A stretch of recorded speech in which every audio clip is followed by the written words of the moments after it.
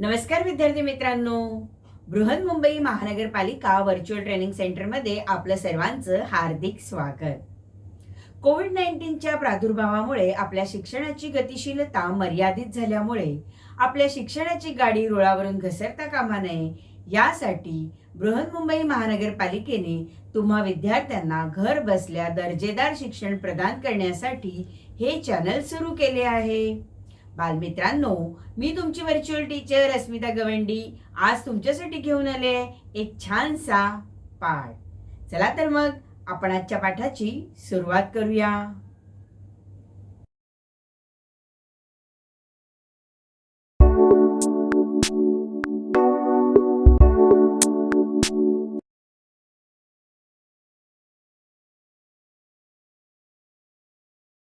इयत्ता 9वी आणि आपला आजचा विषय आहे इतिहास. चला तर विद्यार्थी मित्रांनो, आज आपण इतिहासामध्ये अभ्यासणार आहोत उद्योग व व्यापार. स्वातंत्र्योत्तर भारत कालखंड इसवी सन 1961 ते 2000 या कालखंडात उद्योग व व्यापार क्षेत्राशी संबंधित संघटनांची माहिती आपण घेणार आहोत आणि त्यांचा भारतीय अर्थव्यवस्थेवरील परिणाम आपल्याला जाणून घ्यायचा आहे. चला तर विद्यार्थी मित्रांनो, आज आपण उद्योग व व्यापार भाग 1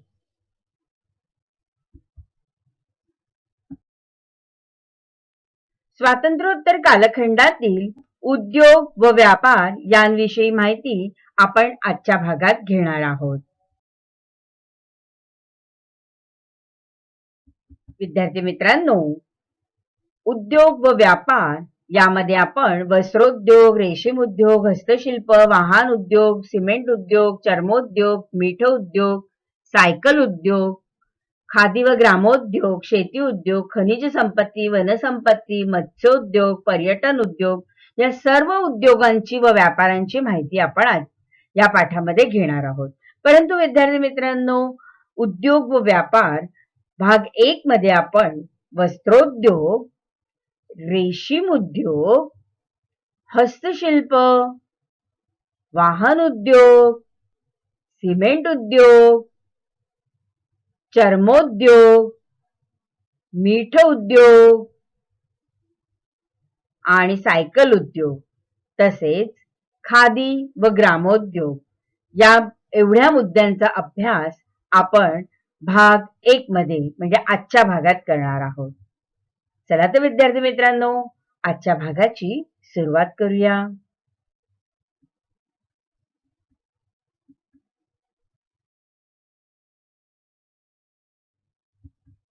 स्वतंत्र भारतात औद्योगिक विकासाला गती देण्याची गरज होती. 1948 मध्ये भारतीय औद्योगिक वित्त महामंडळाची स्थापना झाली. म्हणजे IFCI, भारतीय औद्योगिक वित्त महामंडळ याची स्थापना 1948 मध्ये झाली. तर औद्योगिक प्रकल्पांना दीर्घ मुदतीचे कर्ज उपलब्ध करून देणे हे यामागे उद्दिष्ट होतं. 1954 मध्ये औद्योगिक विकास महामंडळाची स्थापना करण्यात आली आणि औद्योगिक क्षेत्रांचा विकास मोठ्या प्रमाणात करणे हा यामागे हेतू होता. उद्योग व व्यापार या दृष्टीने महत्वाच्या घटना आणि सण आपण पाहूया. पहा, 1948 मध्ये भारतीय औद्योगिक वित्त महामंडळाची स्थापना करण्यात आली. म्हणजे IFCI लिमिटेडची स्थापना करण्यात आली. हा भारत सरकारचा उपक्रम होता. इसवी सन 1951 मध्ये भारतीय पंचवार्षिक नियोजनाची सुरुवात झाली.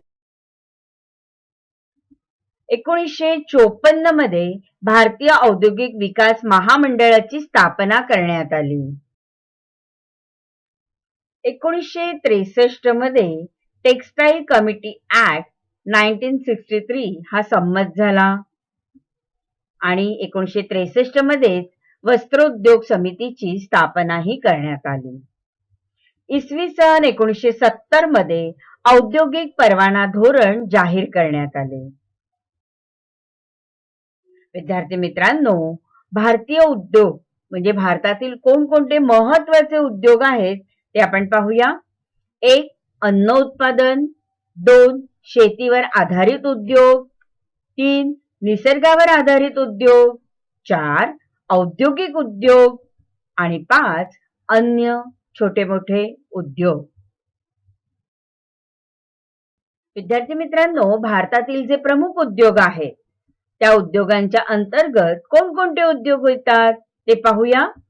अन्न उत्पादन उद्योग मध्ये शेती, फलोत्पादन, पशुपालन, कुक्कुटपालन, मत्स्योद्योग व दुग्ध व्यवसाय यांचा समावेश होतो. शेतीवर आधारित जे उद्योग आहेत त्यामध्ये ताग उद्योग, खादी उद्योग आणि वस्त्रोद्योग.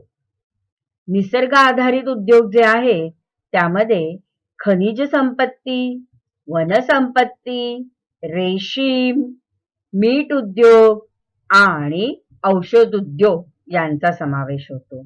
आणि जे औद्योगिक उद्योग आहेत त्यामध्ये वाहन उद्योग, सायकल उद्योग आणि या व्यतिरिक्त जे आणखीन काही इतर उद्योग असतात, छोटे मोठे उद्योग असतात ते कोणते? तर इतर उद्योग म्हणजे पर्यटन, हस्तशिल्पोद्योग, चर्मोद्योग, ग्रामोद्योग आणि सिमेंट उद्योग या सर्वांचा समावेश भारतातील उद्योगांमध्ये होतो. भारतातील उद्योगांमुळे बऱ्याचशा निर्यात गोष्टी होतात आणि त्यातून भारतातला जी गोष्ट म्हणजे भारतातून परदेशात विक्री केली गेल्यामुळे भारताला परदेशी चलन जे आहे हे परदेशी चलन उपलब्ध होत असते. विद्यार्थी मित्रांनो, आता आपण वस्त्रोद्योगाची माहिती घेऊया. देशाच्या एकूण औद्योगिक उत्पादनात वस्त्रोद्योगाचा वाटा हा सुमारे 14% आहे. वस्त्रोद्योगात यंत्रमाग उद्योग, रेशीम उद्योग आणि हातमाग उद्योग यांचा समावेश होतो. यंत्रमाग उद्योग हा यंत्राद्वारे वस्त्र तयार केलं जात असतं, पण हातमाग उद्योगामध्ये मात्र हाताने वस्त्र विणले जाते. त्यामध्ये खूप मोठे प्रकारचे श्रम असतात आणि म्हणूनच हा उद्योग जो आहे हा श्रमप्रधान उद्योग आहे. विद्यार्थी मित्रांनो, 1963 साली टेक्सटाईल कमिटी ऍक्ट संमत झाला, आपण बघितलंच. आणि त्याच वेळेला वस्त्रोद्योगाची स्थापना म्हणजे वस्त्रोद्योग समितीची स्थापना करण्यात आली. आता ही जी वस्त्रोद्योग समिती स्थापन करण्यात आली की नाही, ती कशासाठी स्थापन करण्यात आली? तर वस्त्राची गुणवत्ता निश्चित करण्यासाठी. कारण देशांतर्गत बाजारपेठ आणि निर्यातीसाठी तयार केल्या जाणाऱ्या वस्त्राची गुणवत्ता निश्चित करण्याचे काम या समितीचे आहे. कोणत्या समितीचे? तर वस्त्रोद्योग समितीचे. आणि या समितीद्वारे वस्त्राची गुणवत्ता निश्चित केली जाते. कारण देशांतर्गत बाजारपेठ उपलब्ध होतेच, पण त्याबरोबर आपली जी भारतीय वस्त्र आहेत, सुती वस्त्र आहेत, ही निर्यात होत असतात आणि म्हणून त्याची गुणवत्ता टिकून राहणं, ती गुणवत्ता चांगली मिळावी यासाठी वस्त्रोद्योग समितीची स्थापना करण्यात आली होती. कधी करण्यात आली? 1963 मध्ये करण्यात आली. विणकरांना मदत करण्यासाठी मेगा क्लस्टर ही योजना तयार केलेली आहे. रेशीम उद्योग. वस्त्रोद्योग मंत्रालयाच्या अंतर्गत या उद्योगाचे काम चालते. रेशीम शेती केली जाते. तर रेशीम किड्यांच्या कोशापासून रेशीम धागे मिळवले जातात. शेतकऱ्यांना रेशीम किड्यांचे बीज हे वेगवेगळ्या संस्थांमार्फत पुरवले जाते. तुतीचा पाला म्हणजे तुतीचा झाडपाला हे रेशीम किड्यांचे मुख्य खाद्य असते आणि या तुतीच्या झाडावरतीच रेशीम किड्यांची पैदास केली जाते आणि यालाच रेशीम शेती करणं म्हणतात. विद्यार्थी मित्रांनो, तुम्हाला पाहायचंय का रेशीम शेती कशी होते आणि रेशमी किड्यांपासून रेशीम कसे मिळवले जाते? विद्यार्थी मित्रांनो, ही जी रेशीम शेती केली जाते की नाही, तर हा उद्योग जो आहे हा कुठे कुठे चालतो? तर हा उद्योग प्रामुख्याने कर्नाटक, आंध्र प्रदेश, पश्चिम बंगाल, जम्मू काश्मीर या राज्यात आहे. तसेच उद्योगाचा प्रसार आदिवासी बहुल राज्यातही केला जातो. तुतीच्या झाडावरील संशोधन हे बंगळूर येथील सेरियोबायोटिक रिसर्च लॅबोरेटरीमध्ये केले जाते. हे बंगळूर इथे ही सेरियोबायोटिक रिसर्च लॅबोरेटरी ही या ठिकाणी आहे बघा, बंगळूर येथील. विद्यार्थी मित्रांनो, तुम्हाला प्रश्न विचारला जातो, एक संकल्पना चित्र पूर्ण करण्यास येतं की भारतात रेशीम उद्योग या राज्यात मोठ्या प्रमाणात चालतो. कोणत्या कोणत्या राज्यात? आपण आत्ताच पाहिलं होतं, जम्मू काश्मीर, आंध्र प्रदेश, कर्नाटक आणि पश्चिम बंगाल या या राज्यांमध्ये रेशीम उद्योग हा मोठ्या प्रमाणात चालतो. आता आपण पाहूया ताग उद्योग. ताग उद्योग, ताग उत्पादनात भारत हा प्रमुख देश आहे. भारतातून मोठ्या प्रमाणात ताग उत्पादनाची निर्यात होते. या तागापासून गोंडपाट, दोरखंड आणि तागापासून कापडही बनतं. तर हे कापड आणि त्या कापडापासून कपडे बनवले जातात, तसेच बॅगा बनवल्या जातात. आता ज्यूट बॅग ह्या तर खूप मोठ्या प्रमाणात बाजारात तुम्हाला उपलब्ध झालेल्या दिसतात. तर त्या कशापासून बनवतात? तर तागापासून बनलेल्या असतात. हस्तशिल्प ही एक भारतीय कला आहे. विद्यार्थी मित्रांनो, जरी ही कला असली तरी हे श्रमप्रधान असं क्षेत्र आहे बरं का. हस्तशिल्प बनवण्यासाठी म्हणजे हस्तकला उद्योगामध्ये अधिक रोजगार क्षमता आहे, कमी गुंतवणूक आहे आणि नफा मात्र भरपूर आहे. अधिक नफा यामध्ये मिळतो. कारण आता परदेशातही हस्तशिल्पांना मागणी आहे. त्यामुळे हस्तशिल्प हे निर्यातीला प्राधान्य देणारा असा उद्योग आहे आणि यातून परकीय चलन मोठ्या प्रमाणात मिळते. विद्यार्थी मित्रांनो, तुम्ही जर दिल्ली हाटला भेट दिली तर तुम्हाला असे हस्तकलेचे अनेक नमुने पाहायला मिळतील. म्हणजे हाताने विणलेलं कापड असू दे किंवा हाताने बनवलेल्या वस्तू आहेत, दागिन्यांवरती केलेली कलाकुसरीचं काम आहे किंवा शिल्प जी आहेत, ही शिल्प धातूच्या मूर्त्या आहेत किंवा बांबूपासून बनवलेली ह्या वस्तू आहेत, सुपल्या, टोपल्या वगैरे किंवा कापड जी आहे त्या कापडावरती केलेलं कलाकुसरीचं काम म्हणजे चित्रकला असू दे किंवा विणकाम असू दे, भरतकाम असू दे, तर हे बारीक बारीक नाजूक काम जे आहे, हे सगळं नाजूक काम हे हाताने केलं जातं. पहा विद्यार्थी मित्रांनो, तुम्हाला ह्याच्या लक्षात येईल की ह्या वस्तूंमध्ये गुंतवणूक कमी आहे, पण श्रम मात्र पुष्कळ आहेत. अगदी अतोनात श्रम त्या व्यक्तीचे असतात आणि म्हणूनच या कलाकुसरीच्या वस्तूंना फार मोठी किंमत आपल्याला द्यावी लागते. कारण त्या हाताने बनवलेल्या असतात. त्या महाग का असतात? तर त्याच्यामध्ये मोठ्या प्रमाणात श्रमदान असतं. श्रमप्रधान उद्योग आहे हा.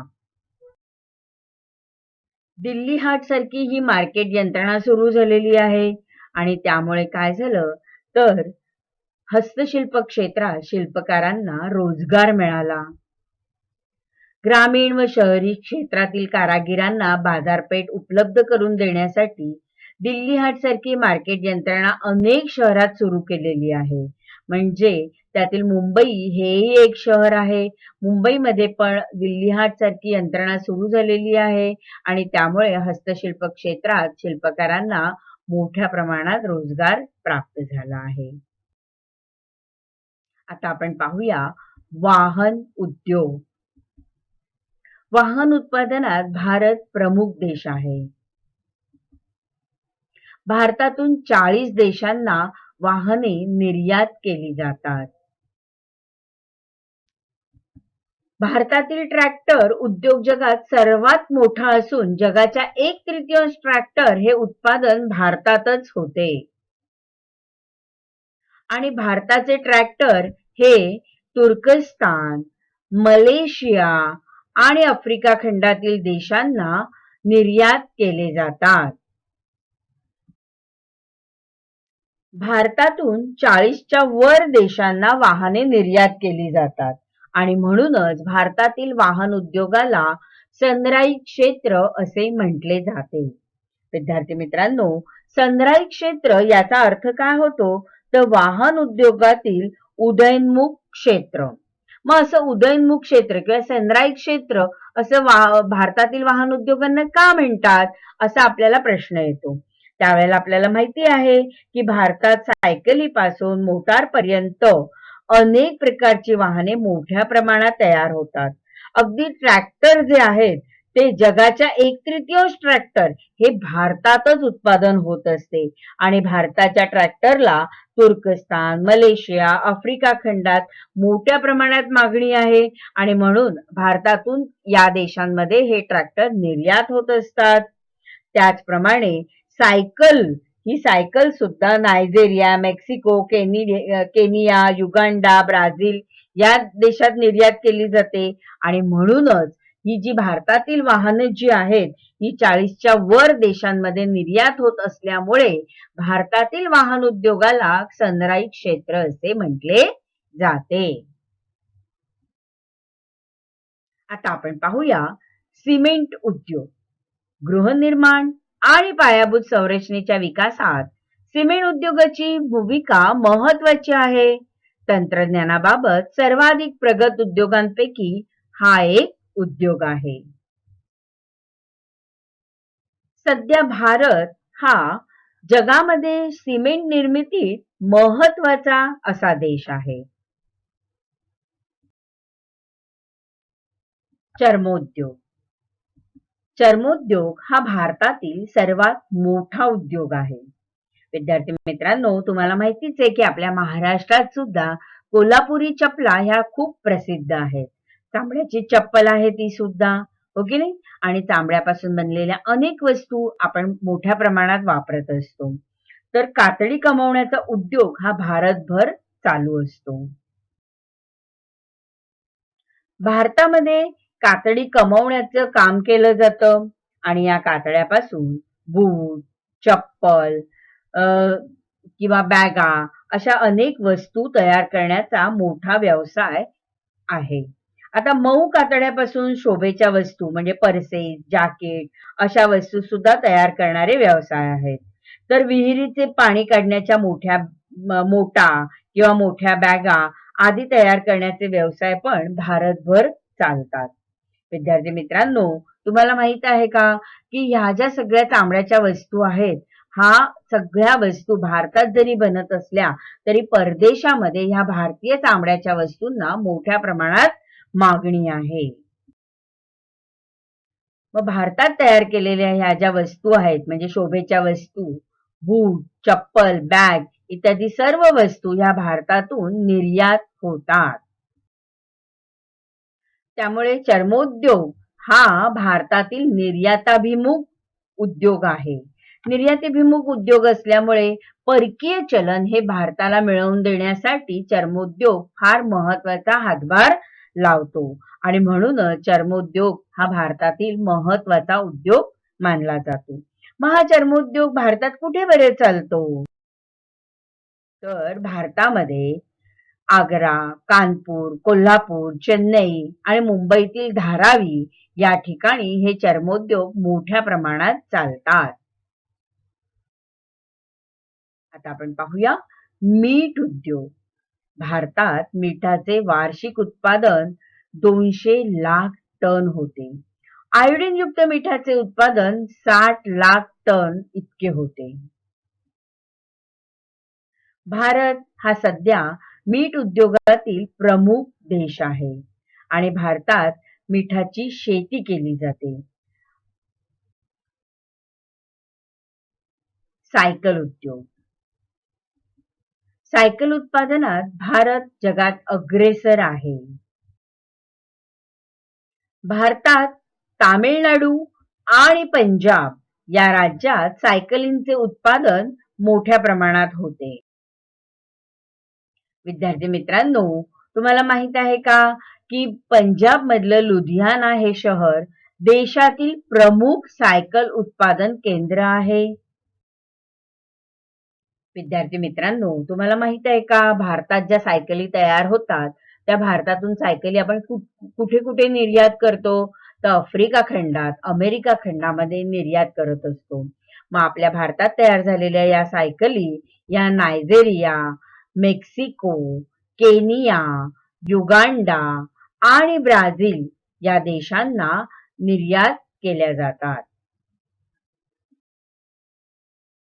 आता आपण पाहूया खादी व ग्रामोद्योग. ग्रामीण भागातील औद्योगिकीकरणास चालना देण्यासाठी खादी व ग्रामोद्योग आयोगाची स्थापना करण्यात आली. ग्रामीण क्षेत्रातील पारंपरिक उद्योग, हस्तोद्योग, कुटीरोद्योग तसेच स्थानिक स्तरावर उपलब्ध असलेली साधन संपत्ती व मनुष्यबळ उपयोगात आणणाऱ्या लघु उद्योगांचा विकास करावा व रोजगार निर्मितीच्या माध्यमातून गावांना स्वावलंबी बनवावे ही आयोगाच्या स्थापनेमागील प्रमुख उद्दिष्टे होती. उद्योगांच्या विकासाचे देशाला झालेले फायदे कोणते ते आपण समजून घेऊया. उद्योगांचा विकास झाल्यामुळे रोजगाराच्या अनेक संधी उपलब्ध होतात. उत्पादन वाढून निर्यात वाढते, त्यामुळे देशाला परकीय चलन मिळते. लोकांच्या राहणीमानाचा व जीवनमानाचा दर्जा उंचावतो. देशाच्या प्रगतीला हातभार लागून देशाची आंतरराष्ट्रीय प्रतिष्ठा वाढते. दिलेल्या पर्यायांपैकी योग्य पर्याय निवडून विधाने पुन्हा लिहा. पहिलं विधान, 1948 मध्ये डॅश या हेतूने भारतीय औद्योगिक वित्त महामंडळाची स्थापना करण्यात आली. अ. औद्योगिक क्षेत्राचा अधिक विकास व्हावा. ब. औद्योगिक प्रकल्पांना दीर्घ मुदतीचे कर्ज उपलब्ध करून देणे. क. रोजगार निर्मिती व्हावी. ड. तयार मालाची गुणवत्ता निश्चित व्हावी. आणि योग्य पर्याय आहे औद्योगिक प्रकल्पांना दीर्घ मुदतीचे कर्ज उपलब्ध करून देणे. मग विधान काय झालं?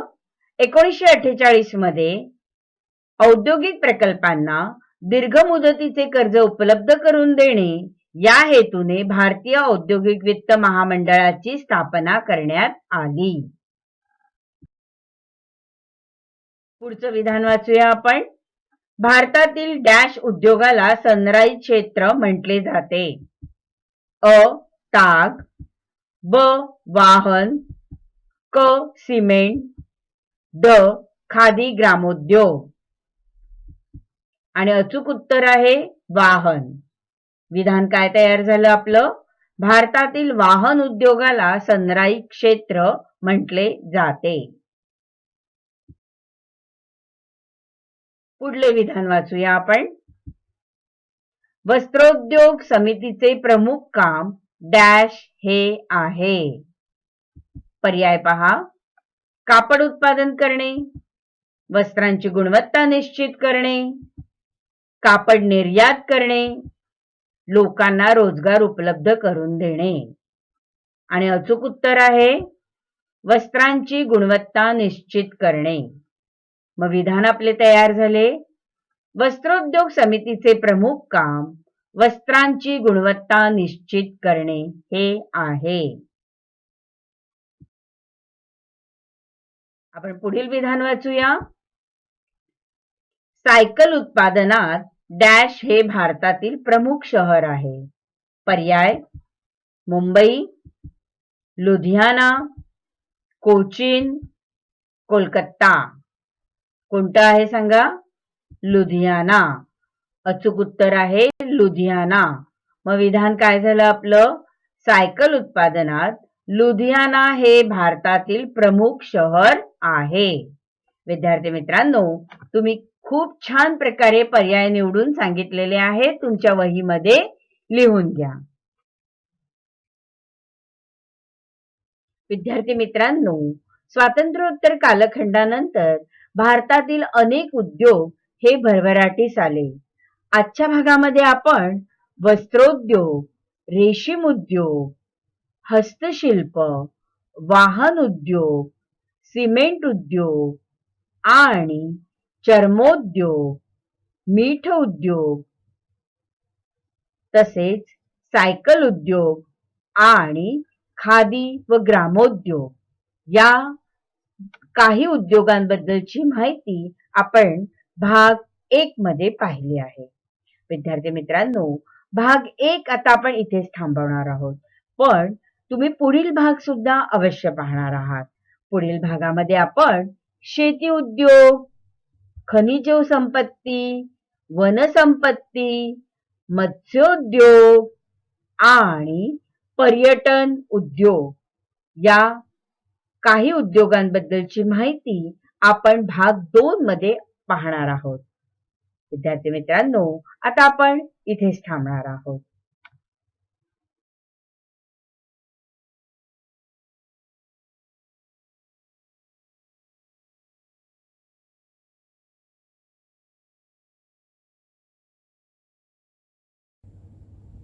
बालमित्रांनो, कसा वाटला तुम्हाला माझा आजचा पाठ? आवडला ना? नक्कीच आवडला असणार. मग तुम्हाला माझे असे छान छान पाठ पाहायचे आहेत का? तर तुम्ही हे चॅनल सबस्क्राईब करा. आणि हो, तुम्हाला जर पहिल्यांदा नोटिफिकेशन हवं असेल तर बेल आयकॉनला क्लिक करा. आणि तुमच्या जर काही कमेंट्स असतील तर खाली दिलेल्या कमेंट बॉक्समध्ये नक्की लिहा. आता आपण इथेच थांबणार आहोत. धन्यवाद.